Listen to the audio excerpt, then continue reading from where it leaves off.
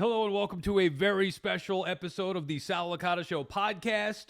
Reunited with BT. You can see we're just getting this thing together here. I barely walked in the door, was able to eat some dinner, put my daughter to bed. BT's rushing back. Where'd you come back from? Church. Oh, I couldn't tell. Dude, Sal, I had to, I'm looking at the clock right now.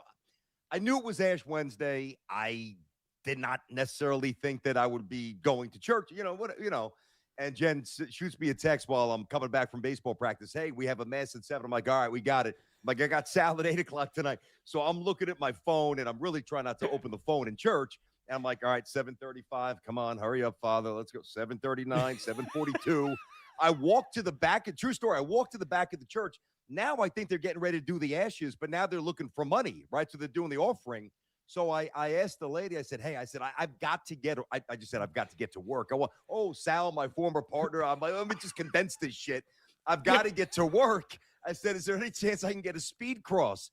So she walks up to the priest. True story. Walks up to the priest. Hey, he's got to go. He comes back. Everybody else is still in the pews. He comes back. He hooks me up. Thank you, Father. I run out. I pour myself a little iced tea, and here we are, Sally boy. Beautiful. I love it. Wouldn't have it any other way. Even without the fan, you still got that BT pull, man. You still working magic. All right, so a couple of things. We're going to do a normal sports show like we normally would. Obviously, there's a lot that we want to get to and cross paths on what we've been doing individually here. But the real reason I wanted to have you on is because I need help with this background. And I thought maybe... So look, I wasn't making fun of the background. What I was making fun of is that you love the backgrounds to a point where I was trying to tell this story, but you would tell it better than me because I wasn't there for it. Yep. You were the one who got them to do the Tiki and Tierney back. Right, yes. at the fan. Yep. So I was trying to say, like, I know BT loves the backgrounds. And you were texting me before you ever got yours up and running, like, oh, look at the background, brother. I can't wait. And I saw you talking about it. So I was just busting chops saying how much you love it. I do. But the Tiki and Tierney one got screwed up because somebody measured it wrong, right? Yeah, and Spike. Well, they really didn't see Tiki's name, which was fine with me. No knock on Tiki, but if there's one name that's going to be obscured, better his than mine, right? So... Oh Jesus! This fucking background, dude. What? I don't know how else to say it. So when you have a concept, right, Sal, it looks great. And the only now, all right, let me stay in a straight line here. So it was custom made, and what I was trying to do was chronicle them putting it up, right? So of course I've got some pictures. We had a couple of workers come by. Because it's like this massive printer, and it was a big process. I'm not going to waste anybody's time, but it didn't happen in 2 minutes, right? You're not printing out a rundown like Hoff at the fan on a normal printer. It's a pretty big undertaking. Although it would take Hoff forever to print out those rundowns. So. Well, it's tough when you walk in at 9:51. Right. So anyway, again, long story short. They get, of course, I take the pictures. Everyone's like, well, dude, you need 2 guys to come and hang a poster. I'm like, you fucking morons. It's not a poster. So the only problem, Sal, is that it's a vinyl. So it's very glossy, right? So think wallpaper. And then they had to like measure it to perfection. Right. So basically I've got to rip it down and I've got to get a new one because it's too glossy. You can see, like, if I actually, here, let me do this for you. Yeah. Like you can, hey, what's the name of the show? I can't really tell because there's a light banging in the middle of BT Unleashed. So I'm still really excited about the way it's going to look, but a couple of modifications have to happen. It's a process, dude. Like I say, click by click, brick by brick. We're figuring this out. It's about content, whatever. I know, and I didn't want you to think because I heard you guys talking about it, you and your guy J-Rod. I was like, no, I'm not making fun of how it looks. I don't think it looks bad outside of, like you said, the glare. So obviously that's something that you have to fix. But I'm going to wear eye black tomorrow. Yeah, right. But I was like, no, you don't understand. BT's like obsessed with the backgrounds. I am. Dating back to the Tiki and Tierney thing. And then the whole time you and I were together, it was that same Tiki and Tierney thing. And it always just said Tierney. Anytime we took a picture with anybody, it was always Tierney. I was like, whatever. I swear I didn't plan it out that way. And listen, I'm like you, right? In a lot of respects, we're very similar, different with some stuff as we know, right? But very similar. Like if there's something to like make fun of, like I'm gonna just put it on blast. So I remember now when WFAN bought it, and had it custom. It was even bigger than this wall, and it's like like it zaps up and down. It's electric, so it's not cheap. I understand that. And when they messed it up, I'm like, oh, this is a window to get on the air the next day and shit all over it and make fun of everybody. And Spike got we had just started the show, me and Tiki. He's like, stick to the show. What are you doing? You're making us look small time. I'm like, I'm just trying to have some fun. What's the problem here? He legitimately got mad at me because I kept going on and on. I'm like, this thing looks awful. It's not even. What are we doing? What a 2-bit store, And I'm like, all right, let me reel this back in a little bit, man.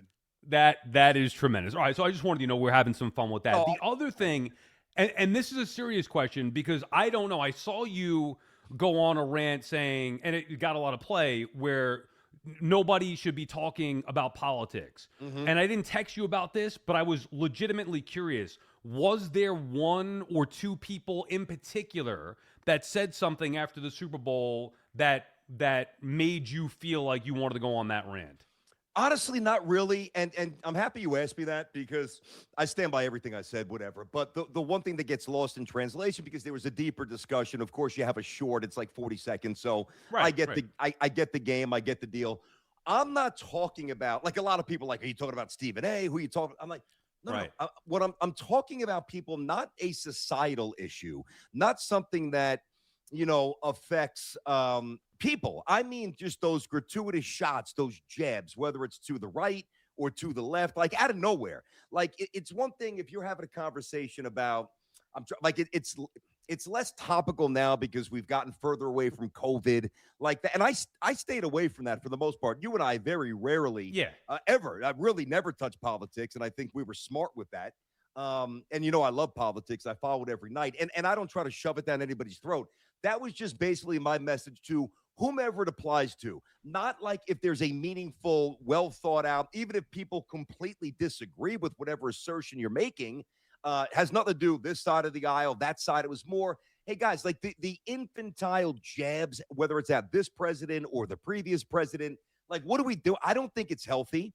Right. I don't think it adds to any intelligent discourse. I think really, Sal, it just angers people.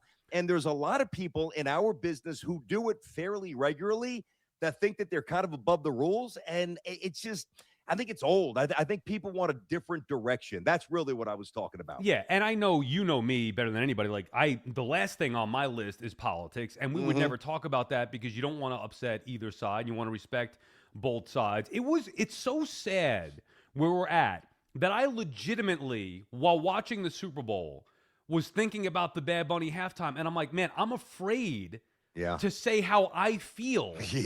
Because I don't want somebody to take it the wrong way. And then I got to a point where I was like, you know what, screw it.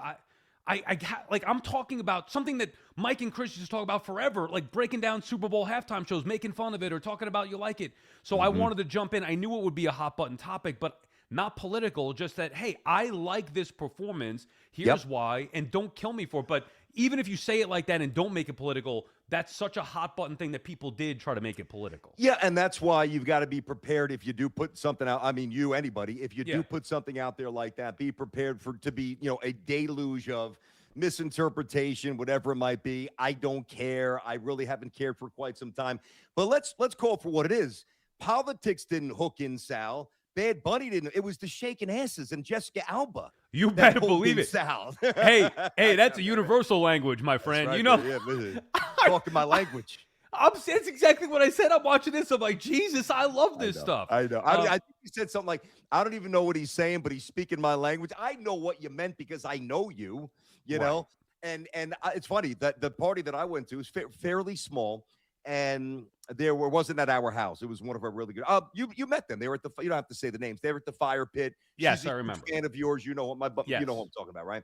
So they we went to their house, and obviously they had the Super Bowl on and the halftime show, and then they have several other TVs. And out of curiosity, they're like, "Hey, let's see what the other one looks like." So we had both up, and quite frankly, I was bored to tears by both. I'm like, this game sucks, but at least get me back to the game. Listen, I think it was hijacked by a lot of people. And when it comes to this stuff, and I've always kind of been this way, I won't necessarily say which network I watch first, but I do fall asleep to politics every night. You know that.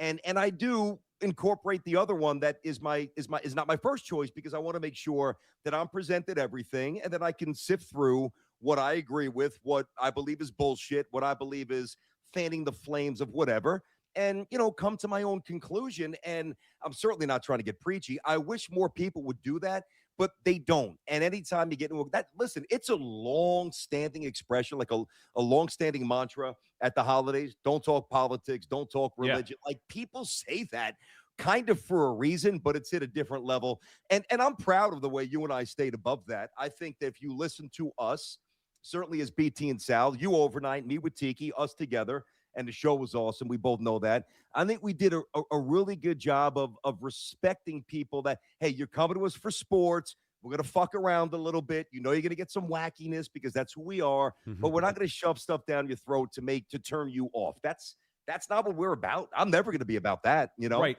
Even if you felt that you had a strong opinion on something outside of the sports world or me, we knew that that's not the place. Nobody wants to hear that. They want to hear sports from us. It's heavy enough, the world, right? Agreed. All right, you want to start with King Cohen? I mean, you saw me do the song and dance. I'm sure you know I love it. You saw it live and in person. But like, I get how many times you and I have had this conversation.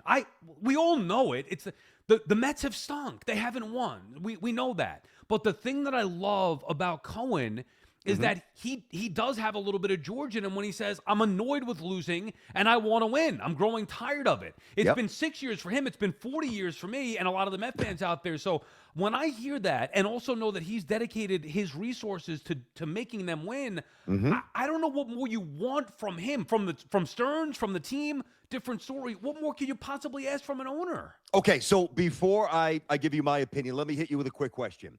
At what point does that, because at this point it's still a little bit of blind faith because he hasn't won a championship yet.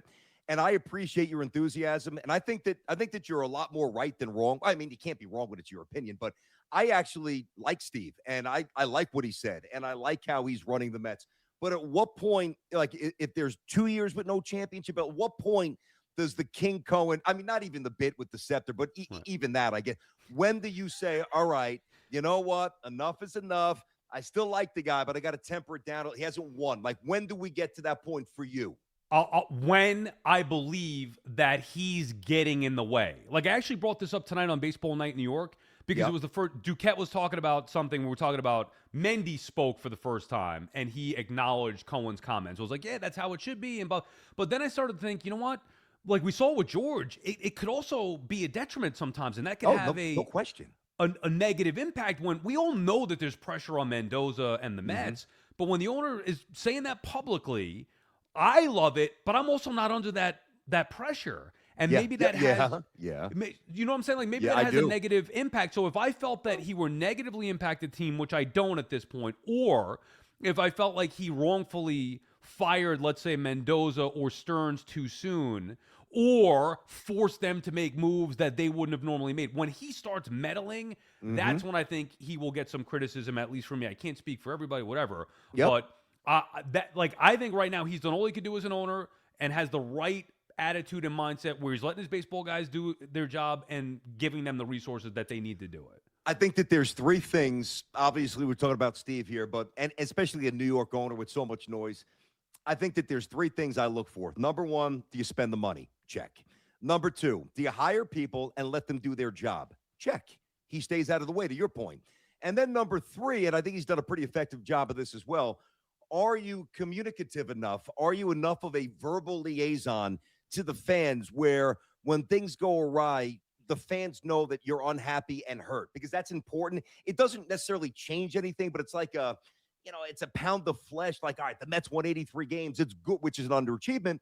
It's good to know that the owner's not happy about it. So I think what and maybe there's some other, tertiary things there. But to me, those are the three checkpoints. Are you spending the loot? Yup. Do you let the people you hire do their job? Yup. Do the fans know you're unaccepting of last year and that you expect more? Yes. So in that regard, really in every regard, I like Steve. Like I was talking about, and I believe in Steve, even more importantly, right? I was talking about this, and I know that it gets lost in the laundry after a while, but think about pre-Cohen. I mean, first of all, you didn't know if you would go to root on the Mets or the Dodgers. Like, you just didn't know. You walked in. Gee, I mean, come on. the rotunda. Let's spice it up with some blue and orange. Get rid of the blue and white. I mean, you want to have a little homage to the Dodgers. I get it, but tap the brakes. And he's done a wonderful job of incorporating the history. And listen, the Mets history is never going to be equal to the Yankees history because the Yankees had a X amount of year head start. But if you do it now, it's not going to the gap will not feel as wide over time. So you get Hernandez up there. You get Kuzma up there. You get David Wright up there. You get Doc and Darryl up there. And that is a connection and a unifier that the Met fans deserve, that the Met fans love. Listen, I'm more of a Cohen believer than I am a Mendoza believer. I'm not sure about Mendy. Fair enough. Yeah, fair enough. And look, he's going to be evaluated this year as he should be. It's a pressurized year. He wasn't very good last year. I still believe in him, but he's actually got to go out there and do it. But I just don't understand. I think you bring up a good point where Met fans begged and pleaded forever to have an owner who was going to spend. He's only gotten beat by one team, and a lot of that is circumstance because of location and because of one player. Ohtani went to L.A. That's the only team that's beat him out. He did the impossible, beating the Yankees out for Soto. He swiped Bichette from the Phillies. He's trying with the Dodgers, but he just hasn't figured that one out yet. Again, nobody's perfect, and the results have not been anywhere near good enough. Understood, accepted.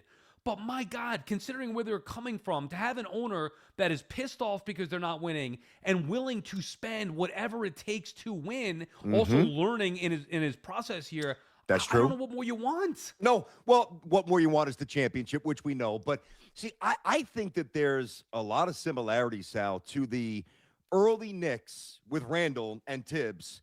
And they've got better players. I'm not saying it's apples to apples. Like the Knicks had a lot of guys who played hard and, guys who were C-level players, and COVID, not every team was playing hard. So it kind of worked, and it was unifying and it was galvanizing. Mets have better players than that Knicks team. I'm not saying that I'm not trying to equivocate the two exactly, but it's really not that dissimilar.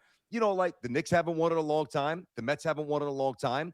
The Knicks now have, continued success, which is something that you've always talked about when starting with the fan and even the overnights. Hey, I don't want the one good outlier a year. No. I want to know that I go to Port St. Lucie every year, and I got a roster that's got a chance on paper to win 90-plus games every year, no questions asked, with a high payroll and a couple of stars. And then obviously there's a randomness of the postseason. Guys got to stay healthy, blah, blah, blah. Guys get hot, guys get cold. There's a lot of variables in baseball that can ruin or elevate a team. But I think that where they are now is a very interesting place. I think it's a good place.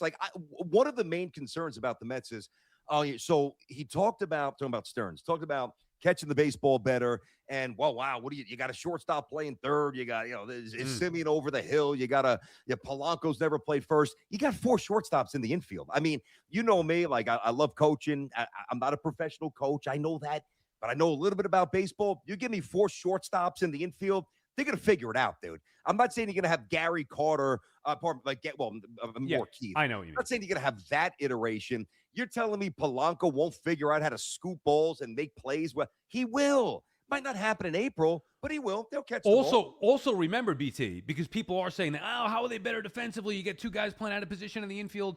Do you remember what they had last year? You can't be worse. So it's already going to be better. Polanco's better. You know why he's better than Pete defensively? Because he can throw the baseball. So forget about the footwork, who, by the way, at A-Rod's Christmas party, I was talking to his cousin, is it, that we were talking to? Yes, cousin, great guy. Yeah, he's awesome. He's a coach. He coaches. Great, exactly. And he was telling me about Polanco. I don't know where this was along the way, but he was saying, he worked with Polanco when he was a kid. Oh. He thinks he's going to be fine. Love the footwork, not an issue, good athlete. To your point, also Bichette, he was a former shortstop. Now, maybe I worry about his arm a little bit at third. Okay, that's fair. Maybe, but that's fair. But Vientos couldn't play third. Beatty wasn't great at third. The Mets and Robert in center field is good. They had Jeff McNeil there in center field a year ago. Dude, they're going to be much better by default in the outfield. Yeah. I actually like Beatty a lot more third base than you do. Vientos he's a D- third base. He's not a third base, but he can't play third. Doesn't have the hands, doesn't have the quickness, doesn't have the instincts. Not a third baseman. I think Beatty started to assimilate really well at third base. But he's not going to play there a whole lot. He'll get a little first base. I know you don't really want to see him in the outfield, but I think you will. And by the way, with Bichette's arm, which is about, I was looking at, I love my numbers. I saw you do this. Yeah, I know. Yeah. The Look at metrics. me and my numbers. I got to geek out once in a while. And he was around 82 and a half miles per hour, right around Volpe territory. I think Volpe was 82. I think Bichette was 82 and a half on contested plays, however they 2 steps or less, whatever the definition is of a contested play. And, well, how do you – now, he's not going to start throwing bullets from across the diamond. How do you work around that? It's called footwork. It's called getting rid of the ball faster. It's called positioning. Now, he was a substandard shortstop in terms of range and even arm strength, but I think that there's enough of a skill set. Like, I would be stunned if he embarrasses himself. I'm not saying he's going to turn into Brooks Robinson or David Wright or Greg Nettles or even Ryan McMahon. He's never going to be that guy. He'll be fine. And his clutch. Dude, you brought in Bichette to hit. Yeah, that's what you really brought him in to do, and he's going to hit the shit out of it this year. Exactly. And his floor at third base is better, defensively I'm talking about, is better than what they had there anyway. So I agree. Bare minimum, they're going to upgrade there. Quick mention here, we will do super chats. We'll read all of those. Badabooms. Oh, you figured this out? I didn't do anything. Badabooms, who, by the way, Badabooms, you want to just come in and say hello to BT? Dude, he's a huge fan of yours. Is he really? Because he's a diehard Jets fan. Boom. So he's like, go ahead, Bob. He's got a suit jacket on today. You dress nicer now than you did when we were going to an event the other day. This guy's a character. Right there. I love 74. It. 74 in the sky forever, baby. Rest in peace. I've got the white. I went to the game against the Browns Booms when they honored Nick, and I went with my father-in-law and my mother there, and they're from Dallas, but my father-in-law is an old Brown fan from Ohio, so nobody really wanted the shirts. They didn't really get the Mangold connection, so we went with like 8 or 9 people. I've got 8 or 9 of those. So yeah, you gave me one. I did give you one. I gave you me one of those shirts. Shout out to him. Yeah. But bada boom. So just say it real Love quick. What's the deal with the super chats? Oh yeah. So at the last 15, 20 minutes, depending on what the variancy is there. BT, is that a good word for you? I know you're. I think it's variance. I don't think it's variancy. I think you tried to church it up a little bit, Booms. It's variance. Wait, can I clear the room on something real quick? What? Hurry up. You and J-Rod are acting like I'm going to come here and kill you. I've been respectful to all of our guests so far. What do you mean? Well, I didn't you guys say were like, that. oh, Badabooms is going to come tear BT down. Oh. Well, listen, here's the thing, Booms. It's more about the guy that you're working with and for. He's got a little sneaky heel in him. You never know when he's going to try to, bust out the double team with the foreign object. So I got to be ready. I'm walking into potentially a 2-on-1. I knew you'd be cool, man. I'll be special guest referee, like Shawn Michaels. Okay. A little Danny Davis there. All right, so as you can see, BT, Badabooms is an on-air hog. Give us the I asked you to do something, and you still haven't done it. I just said it. I just said the super chat. The super chats. All right, so last 15 to 20 minutes. Thank you to everybody who donates with the super chats. We're going to go over it at the end just so we can dedicate special time because those are special messages. Yeah, so we'll do that for 15, 20 minutes. We plan on going an hour here. Yeah, thank you, Badabooms. You can get back in a little bit later on. We'll call you back in. But legitimately, Sal, by the way, it's funny because I was watching you first, and I still check out your stuff for sure. I'm following and supporting you here. But I saw a few of the early shows, and you were just merely asking Badabooms a question, and he could not answer the question. Answer the question, buddy. I mean, I know he wants some airtime. He's trying to get a demo tape out of this year. But Booms, step one to getting a better job is to answer the first question that you're asked. It's hilarious. After like 3 or 4 episodes, I'm like, I'm noticing a pattern here. You're not listening to what I'm saying. No, he's a diehard Jet fan, so I know you guys would appreciate that. All right. Nice. Couple more on the Mets, and then I do want to get into the Yankees here. Okay. Where are you at? I want Soto to hit third. I know everybody's giving me the numbers with Bichette in the clutch, and they talk about Soto walking in front of him. You and I had this conversation. As a matter of fact, you might have said it first as it pertains to Judge. Just as important as who's behind him is who's in front of him. So if Lindor and Bichette are getting on in front of Soto, pitchers still have to come to him. And that's what I want because he's the only guy in the lineup that can hit 40 homers. I understand that, but I'm not worried about power. I'm worried about getting a pitch you can barrel up. And it's just my opinion that when you have somebody like Bichette, who has the highest, all the stats. Not only is he really good, but he's incredibly clutch. Postseason, high leverage, every number one in baseball with like guys on. Why didn't the Yanks go after him, dude? I don't know. I don't know. I mean, that bothered me because he would have solved so much. They need another. I know we're doing Metso, but they need another righty stick. Like it would have, Volpe's hurt. Caballero's more of a super sub. It would have worked out so well. I don't know. I mean, the reason is because they don't go as far as they used to. I guess that's the answer. But the reason why I would go Lindor 1, Soto 2, Bichette 3, and probably Polanco 4, and then maybe like a Beatty. I got to see. Probably start Robert bottom thirds to get him going a little bit. Is because what I don't want to have happen is if Soto is 3 and Polanco gets off to a rough start. I mean, he's not Pete banging 40 home runs, so you could work around Polanco easier than you could Pete. Then I think he's going to see fewer pitches to hit. But Polanco also had great clutch numbers last year. I like Polanco. I like the signing, but he's not Pete. Now he's different, and different could be better.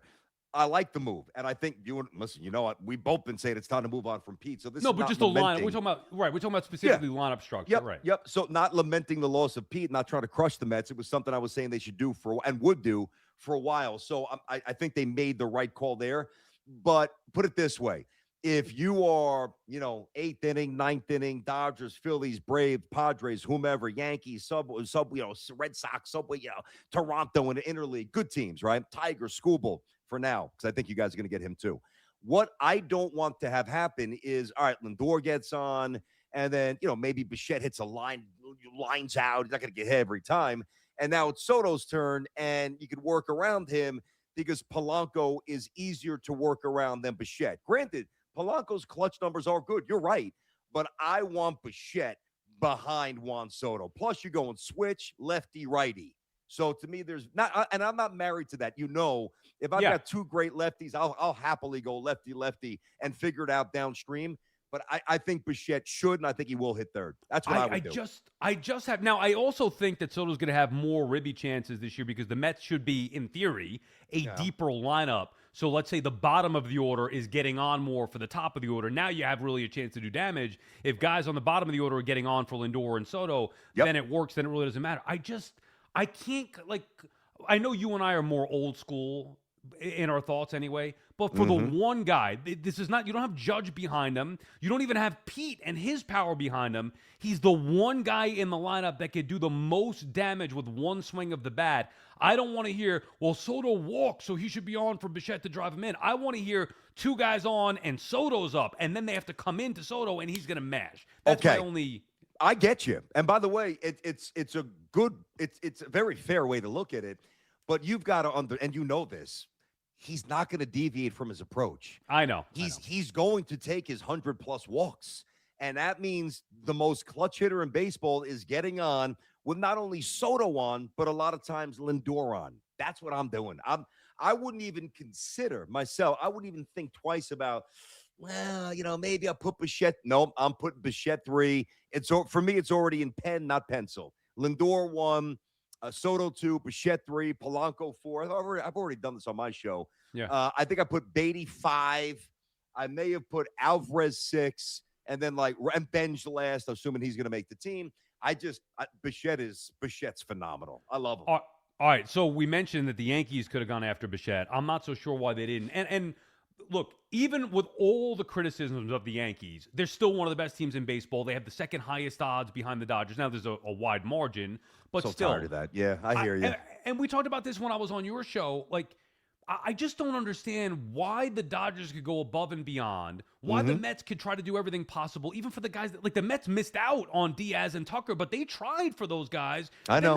Then they go get Bichette, and the Yankees are like, no, we're good. Yes, they are good, and I still think they could be the best team in the American League and maybe even beat the Dodgers in a series. Who knows?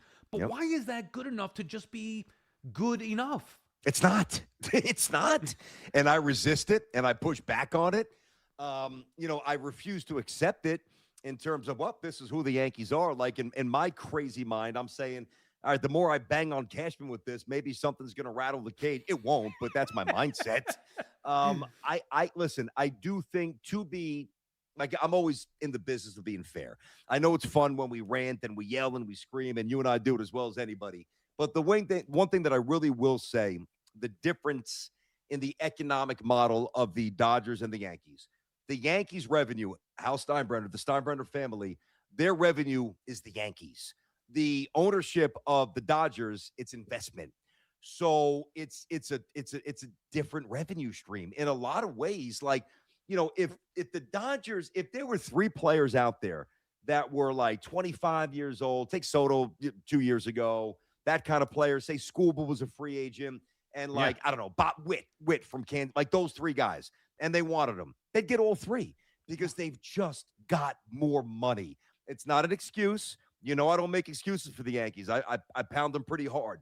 But the revenue stream for the Dodgers, it blows the Yankees. The Yankees aren't poor. Their valuation's phenomenal. But the Dodgers just have more money, and they continue to reinvest the money that they make. So not only do they have more money, the money that they make in terms of profit, they reinvest it and they double the profit. All right, but then let's say, because even the Mets and Steve Cohen, they get beat by the Dodgers. So let's just say the Yankees and Mets get beat by the Dodgers. Well, then why are the Yankees getting beat by the Mets? And even if you forget Soto, all right, Diaz wanted to go to the Dodgers. Still, I thought the Yankees should have been in on him. Forget Kyle Tucker. How could you say that the Yankees shouldn't be in? I know you're not saying it. I'm just saying in general, the Yankees, they say it. What's the excuse for not going after Bichette? Because you got Ryan McMahon, who I like as a player, but I think he'll be better. But you know what I'm saying? I do. They weren't even in on these guys. You know what it is? Yeah, it's one thing, at least pretend that you're going to make a move for these guys. Can you at least, give the illusion that you're going to, you know what? Hey, we're unsatisfied Toronto. They outclassed us a year ago. Unacceptable by the standards set forth by my dad. I'm talking if I'm Hal. And now it's go time. Everybody's on alert. If we don't win this year, Cashman's gone, Boone's gone, this guy's gone. The problem with the Yankees is the shortcuts that they've tried to take over the years. It's credit and it's also a knock. They did pivot fairly well. Now, McMahon's not George Brett, but he can pick it. He's got a little pop. So they didn't have a third baseman because they went the cheap way going into 2025. And then mid-season, they're like, this is not cutting it. Plus, they had an injury to Cabrera. So they went out and they got McMahon. That's $16 and $16 million this year or next year, which isn't a ton. But you know what? If you draft, here's the bottom line, bro. If you drafted players better, if you developed them better, Dominguez would be in center field. Lombard would be up next year and be the starting shortstop. Volpe would be hitting 280 playing second with 35, 40 steals and an on-base percentage of 37%. But the guys that they call up just don't get it done. And then they're forced to nickel and dime and Band-Aid it. And when you Band-Aid it that much, it makes it harder to go all in during the offseason. If McMahon, put it this way, I don't know this to be true, but I think if McMahon was an expiring contract when the Yankees got him, so now he's a free agent and he signed with the Reds, whatever, he's gone.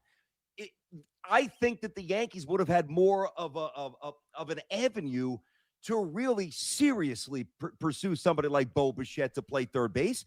But he's $16 million. They're talking about luxury tax. I don't want to hear it, but they are. But that's part of the problem. We've talked about this. You and I are on the same page with Stanton and the way that him being there sets them up poorly, the way that they construct a ball club. It just doesn't make any sense.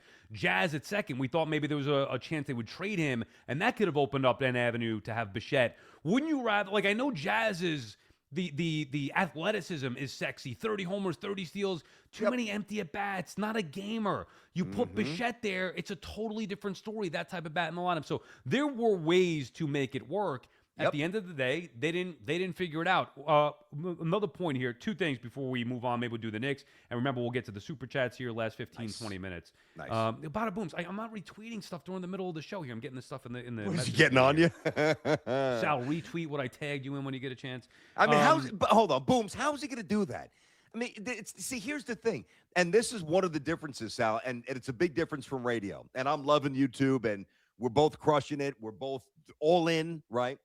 But one of the differences, even though we were always video, then people could watch the live stream on the fan, obviously. But you don't really get a respite. Yeah, you could call in Badabooms. Yes, I call in J-Rod here and there. But if I want to look something up while I'm doing my YouTube show, it's dead air.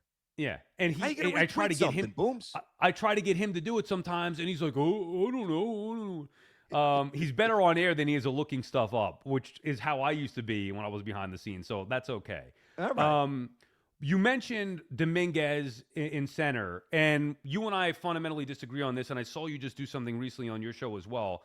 I think Dominguez should be in the minors. Not that I don't think he's a big league player. I'm trying to have them for once, for goodness sake, properly develop these guys. You mentioned it. It's the same thing every year. Volpe, Wells, Dominguez. They're sending Dominguez down the same path that they did with Volpe. Meanwhile, Yep. they should be learning from that. Volpe should have been sent down to the minors after he got the job and was struggling a little bit. Send him down. It's not saying you can't make it. It's trying to develop him properly. Now, what are you going to do? Have him be a fourth outfielder on this team? There's no room for him to fully play and fully develop. I think Boone wants him on the roster. I know you're saying you think he's going to end up in the minors. I think they want him on the roster because they think he's useful, which he can be. But now you're developing a fourth outfielder instead of the stud that he was supposed to be. I'm surprised that one of those players, Jones or obviously Jason Dominguez, has not been dealt yet. That surprises me. I don't have any faith that Jones will ever make it. I just don't. He just strikes out way too much. I don't think Dominguez is going to make the team, and it's going to really piss me off. Think about this, Sal, and I'm not saying he's a star, and I understand the thought, hey, there's something to be said for, getting, let's say, 28-ish at-bats a week versus 7, 28 in the minors, 7 in the bigs. All right, you want to get him more bats on the right side. You want to get him in center field, get him defensive reps. Yeah, and we know. But to me, think about the runway they've given Anthony Volpe, who hits 212 and gets on base 28% of the time. And I know that Dominguez's power is not quite what I thought that it would be, but I do think it's going to he's still young, and I still think it's there. Stole 20 bases, hit almost 260, and was on base 34% of the time. And he's going to get sent down. But the shortstop, and I'm rooting. I love my local stories, and I love me some Volpe, but I got to call it the way it is. He's been awful, so he's been a disappointment. They keep running him out there. Like, if he wasn't hurt, he'd be the opening day shortstop. And it just doesn't seem congruent. Like, why are they giving him more run and basically giving Dominguez no chance to get any traction? I don't get it. But don't you think it's better for his development with the way that they're currently structured? I'm not saying that they should have brought back, clearly they weren't factoring in Dominguez when they decided to offer Grisham the qualifying offer. They wanted Grisham back. Okay. Right. But don't you think it's better for his development if he gets to play every day in the minors and then can come up, hit the ground running, and be the stud that we expect him to be? You know what? I see both sides. I truly do. I know what you mean. It's an old adage, better get some reps, play every day. The problem is, it's funny. Boone called me last night. I was talking to Aaron for a while, right? I was going to the grocery store, phone rings, Booney, pick him up. I wanted to pull over to the side of the road. I barely got to the grocery store before it closed, so I was able to I had to get what I had to get. But we had a good chat, right? And we were talking about Dominguez and some other players, right? And, the one thing that I said to him, and he agrees, when we were growing up, Sal, when we were young, AAA was legitimate. Like, that's where the guys who were on the cusp, that's where the veterans who weren't quite, pitching or playing well enough were sent down to get their act together. AAA stinks. Really, AA now has become the launch pad because the players that are getting called up are younger and younger and younger because they're so much more refined. So he's going to be in AAA. The pitching's going to be weak. He's going to destroy the baseball. He's going to do very well. I can promise you he'll do well. He'll look really good. And then what does it mean? Like, are you waiting for somebody to get hurt? Because if he's not and I don't think he's making the team. If he's not in the plans on opening day, if nobody gets hurt, what would change? Nothing. So you're going to waste a year. Right, which is why I hate the structure. Yes. And by the way, I would send him down to the minors. I would have done it a year ago to let him develop properly. But if you are going to keep him up here, he needs to play. He needs to play. You can't develop another DH that can't play the outfield. I know. That defeats the purpose as well. So what are we doing? Pick a spot, put him in left field, and let him play every day. And clearly they're not going to do that. Well, they can't, listen, the one thing I will say about Grisham, and I didn't want him back. I didn't think he was going to take the 22 QO. I thought somebody would give him 3 years, 60, 3 years, 50, whatever it might be, and give him a chance to really bank some generational wealth, whatever. And that didn't really, I was surprised he took it. You know that. But let's be fair to the situation. And I know his defense took a little step back, and I don't like him against lefties, and he's not a leadoff hitter, and I don't trust him against high leverage pitching late. But if he is to replicate his season from a year ago and hit, even if he doesn't hit 34, let's say he hits 30 home runs and has an 800 OPS. Last year, I think it was 820, right? And hits 240, 245. I mean, 22, think about it. 22 million's a steal at that point. Yeah. So I kind of processed the retention of him a little differently. Not that I was unfair to him. I think I was just thinking bigger because I know he's going to hit leadoff certainly against righties, and I don't want him to. And when he's here, they're going to write him in a lineup at the first spot against right-handed hitters. So I was almost like, if you get rid of him, they don't have that option, and maybe they could try something different because different could be better. He's a good player. He's fine, but he's blocking the path to somebody who could be a much better night-to-night, five-tool, maybe, contributor. And as long as he's here, and as long as Belly's healthy, and knock on wood, Judge, and obviously everybody, he's not going to play. He's just not going to play. You know what that sounds like to me? Your take What? on Grisham there? What? Sounds like Booney got to you. No, stop. You don't want to laugh, dude. You know what's funny? He loves Grisham. He yelled at me for that. This guy. We're doing the live show, and the first 3 minutes of these guys are going. I'm looking like a tennis match. I'm like Sal Booney, Sal Booney, Sal Booney. But he said when he called me before that, he said I told BT the same thing, or he said he heard you say the same thing, and he was talking to you about it as well. Yep. That he was getting on both of us for saying you need a real leadoff hitter. Grisham ain't it, and I know he was defending Grisham, so that's why I was joking about this. Full transparency. I don't even think that Trent Grisham's name came up. I don't even think it came up. I talked about Garrett Cole, and obviously I'll keep things here. Yeah. But listen, Booney's the best. We absolutely love him. But it doesn't mean I agree with everything he says. Like, he can call me every day and say Grisham's a great leadoff hitter, and I'll say no, he's not. I mean, it's just not. I mean, Booney forgot more baseball than my entire family tree knows baseball.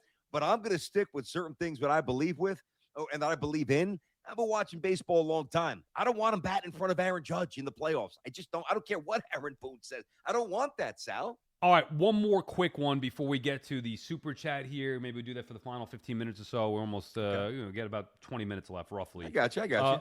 I saw you talk about Bryce Harper and saying the Yankees should get him, even if it's not realistic, whatever. Where would you put him? Because you're not going to move on from Ben Rice. Everybody loves Rice. I mean, Boone says he's going to have a higher...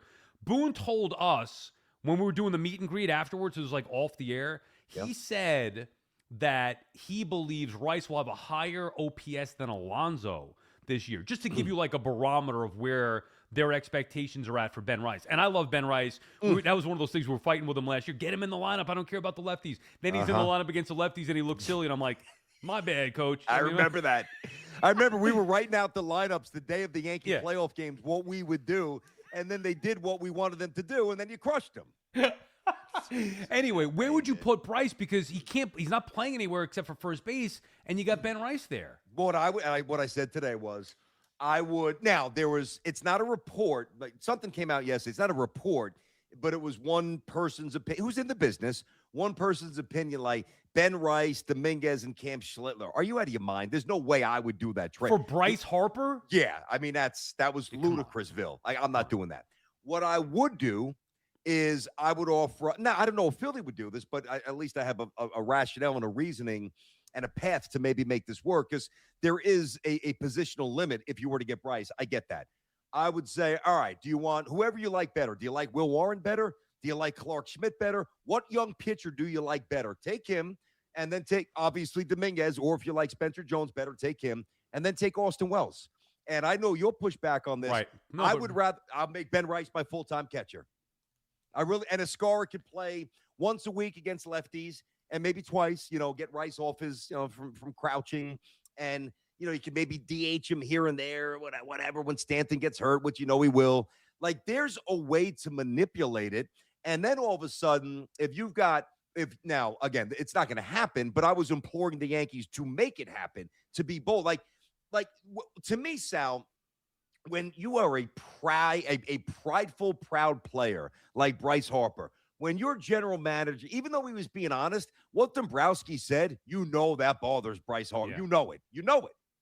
Imagine Spike or Hurley saying, well, Sal's good on the air, but I don't know if he's elite. Be like, what? I know I'd say that. I know you would too. Well, I mean, they basically did say that. I mean, and they were wrong. So, yeah. Right. Anyway. Now it's my singular mission to make sure we prove them wrong.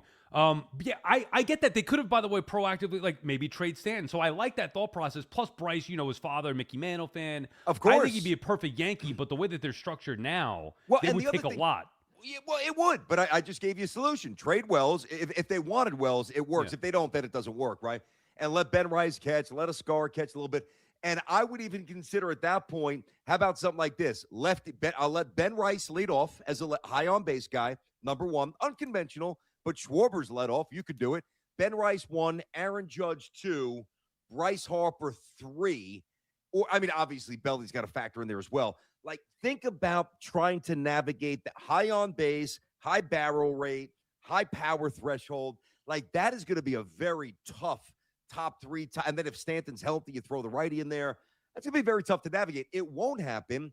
But to me, there's an opening because I know that Bryce Harper's pissed off. And to me, it's incumbent upon the Yankees to call them and to give them something to think about. Will they do it? I don't think that they will. I'm telling you what I would do. Yeah, I mean, I'd love to see any kind of significant change. I'd love to see it. I think it would be great drama, great theater to have Bryce Harper in a Yankee uniform.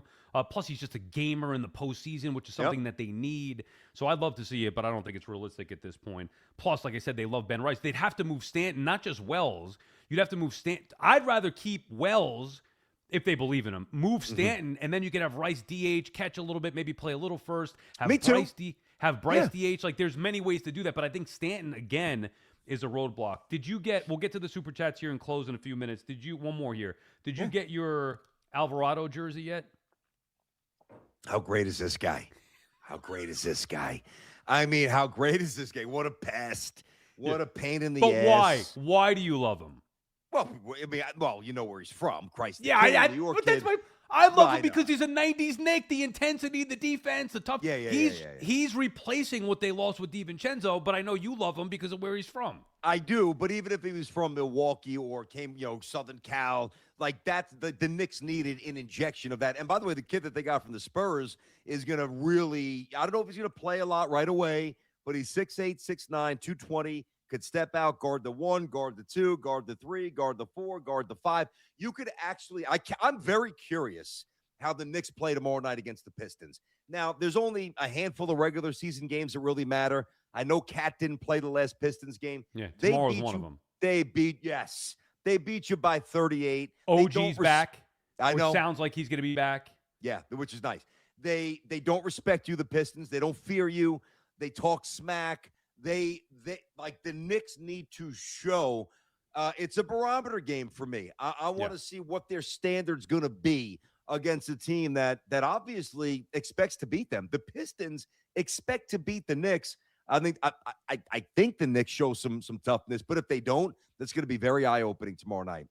All right, you want to hammer out some of these Super Chats here and then say goodbye? Well, yeah. I mean, you make the money on the Super Chats. I don't make any money on them. Well, you got to pay me back for last time when we were together on your thing. I was seeing these things pop up, bing, bing, bing, bing, bing. Yep.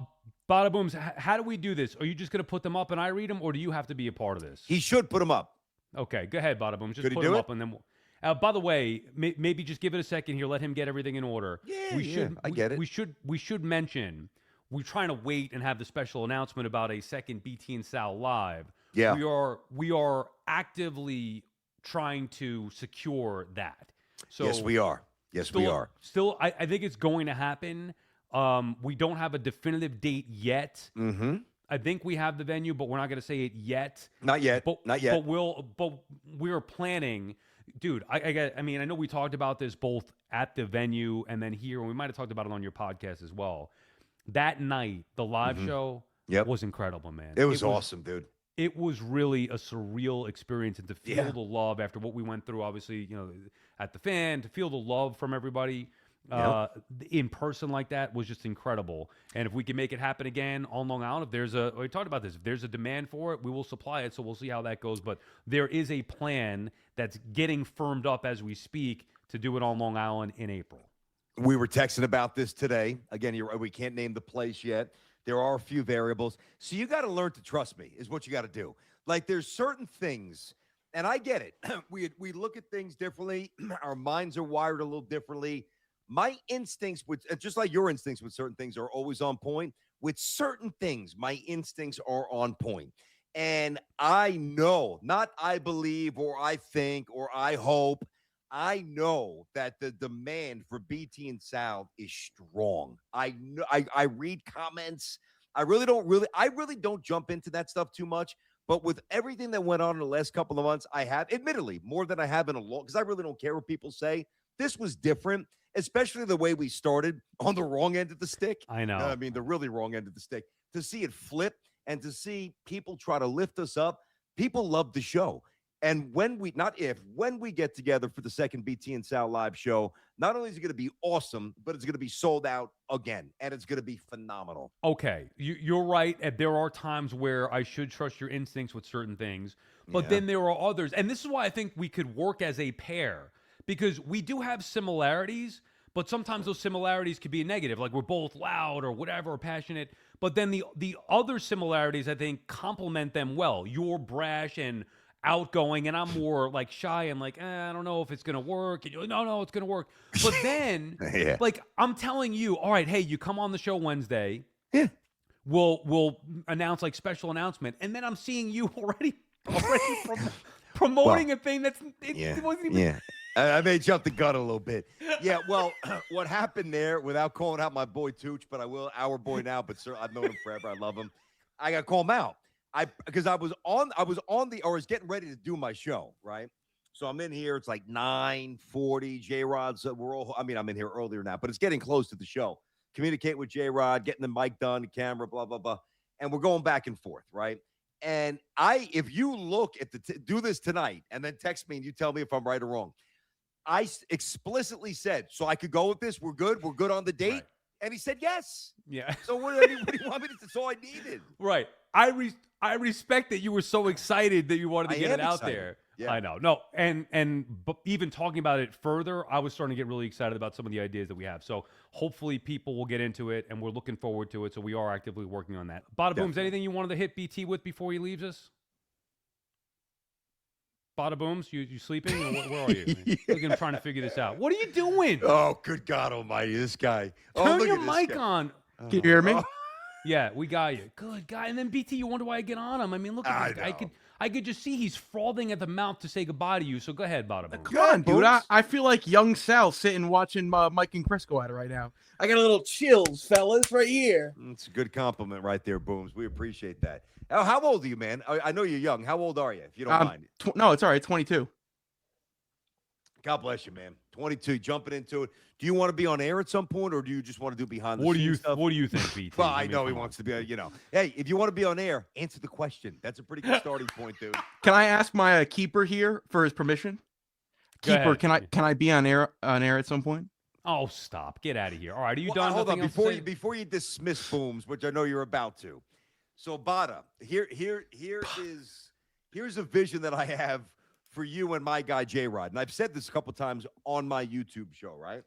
Obviously, you guys watching, go check it out, subscribe, all that stuff, right? Like it, comment, plug there. whatever. I like that. Yeah, well, I mean, you gotta be. I gotta teach my guy how to do that. He's he's learning. He will, right? We were just plugging each other. Calm down. Hey now. I mean, I had one scotch. I didn't have 7. Relax. Hey now. Anyway, this guy. Plugging each other. I mean, yeah, that was him, not me, for the record. So, what I would like to do, like my vision, Sal, as eventually BT Unleashed and the Sal Licata podcast on YouTube becomes so big and so massive that we spawn a secondary version, like an offshoot of our show, and it's the J-Rod and Boom show, or the Booms and whatever, however we want to turn, and then they start doing the show. But that's down the road. Yeah, well, I hope so. We got to build our. I'm not sure Badabooms can cut it, as a matter of fact. So. I'll do whatever you guys want me to do, as long as you get me a nice background. That's all I require. Well, you're talking to the wrong guy, because you won't even be able to read it if it's me. I'll try. All right, Badabooms. No, I'm just playing. Thank you guys did a great job tonight. BT, one time from you. Can I get the mystery of faith? Amen. I mean, I'm not going to get it. Listen, I got the cross on my head, and I'm proud of it, but I'm not going to start singing hymns. No, absolutely. I love it. All right, I'll see you guys. You know what Badabooms is? You're unkillable. Get out of the show. Look at him. He is a wacko. Perfect for you, man.